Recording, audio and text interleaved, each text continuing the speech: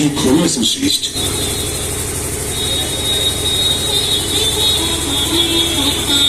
प्रणाम परम पितामह। हे प्रभु, आपके दर्शन पाकर मैं कृतार्थ हुआ।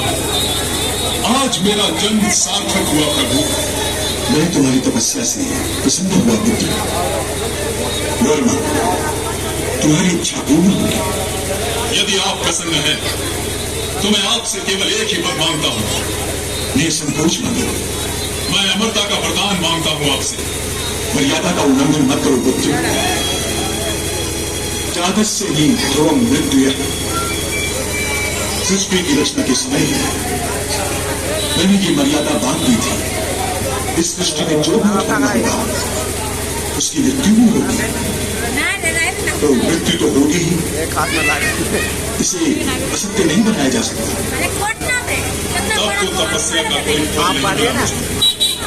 मैं तुम्हें अमर होने का वर नहीं दे सकता, परंतु तुम मृत्यु को शर्तों से बांध सकते हो।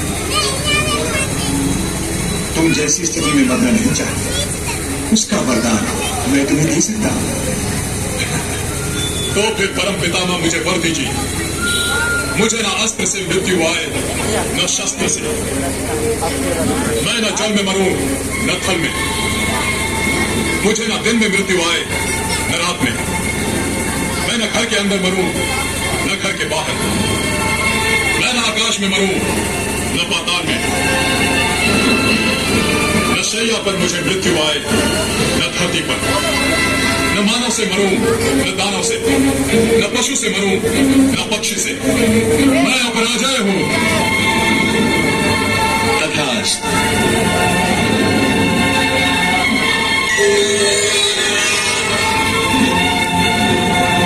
गुरुदेव, मैं अमर हो गया।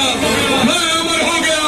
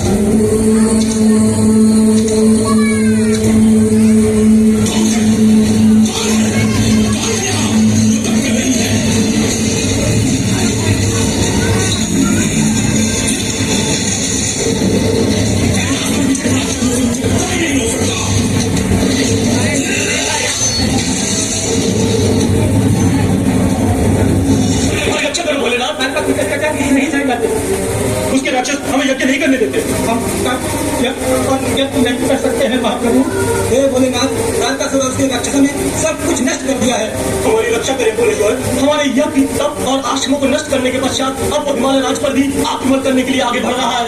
वो दुष्ट अपनी मृत्यु से पहले ही क्यों मरना चाहता है? दुष्कर्म करने वाला कभी धन से बचता नहीं। इतना सरल सत्य भी नहीं समझता वो दुष्ट। ना समझे, यदि वो ऋषि मुनियों के स्थान हिमालय राज्य को नष्ट कर देना चाहता है तो हम उसके समझ ना समझ की थली उसके तन को नष्ट कर डालेंगे। हर हर महादेव, हर हर महादेव। भगवान भोलेनाथ की जय हो। नारद, हम तुमसे चर्चा लौट कर करेंगे। इस समय हम तारकासुर का वध करने जा रहे हैं। महादेव, ये कार्य आपका नहीं है। तो फिर क्या ये कार्य तुम्हारा है? शिव शिव शिव शिव शिव शिव। भोलेनाथ, नारद और वध दोनों विपरीत दिशाएं हैं। यदि नारद किसी का वध कर सकता था तो ये ऋषिगण पीड़ित हो सकते थे। यदि नारद किसी का वध कर सकता था भोलेनाथ, तो क्या तारकासुर का अत्याचार इस जगत पर हो पाता? भोलेनाथ, नारद मात्र किसी को वध करने के लिए प्रोत्साहित कर सकता है, प्रेरित कर सकता है, वो भी लोक कल्याण के निमित्त। नारद तो स्वयं चींटी भी नहीं मार सकता। नारद, हमें कहा ना, यह अनावश्यक चर्चा का समय नहीं है। परंतु भोलेनाथ, ये समय आपके लिए अनावश्यक कार्य का भी तो नहीं है। यदि आप तारकासुर का वध करेंगे तो परमपिता ब्रह्मा जी के उस वरदान का क्या होगा जो उन्होंने तारकासुर को दिया था? तारकासुर का वध केवल आपके पुत्र के हाथों ही हो सकता है भगवान। नारद, हमें इन ऋषियों की रक्षा करने तथा तारकासुर को हिमालय क्षेत्र से दूर रखने के लिए व्यवस्था तो करनी ही होगी। अवश्य अवश्य व्यवस्था तो करनी ही होगी।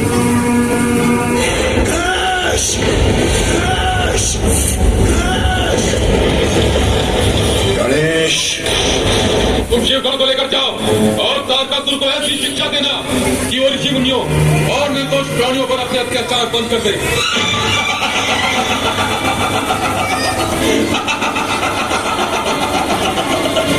लगता है देवताओं की मति मारी गई है। मुहे बालक को सेनापति बनाकर हमारे सामने ले आए थे। इसे मारना क्या हमारी वीरता पर गलत नहीं होगा? क्या इसका वध करना हमें शोभा देगा?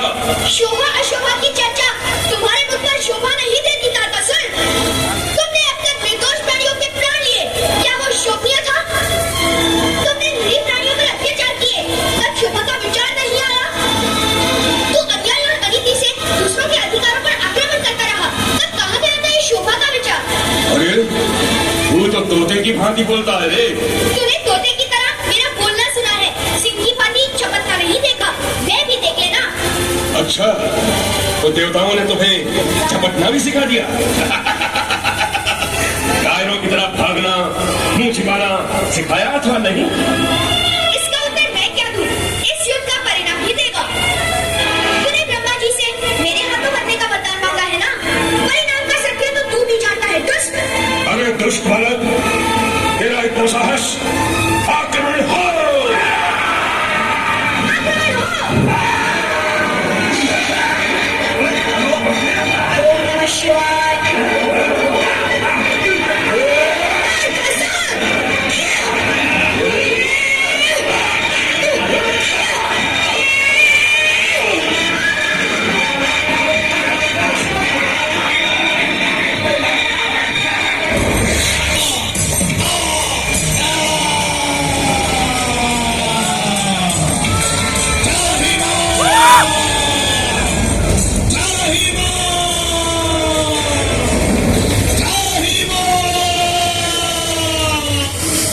विघ्न हरता प्रकट हुए पांच पांच रूपा,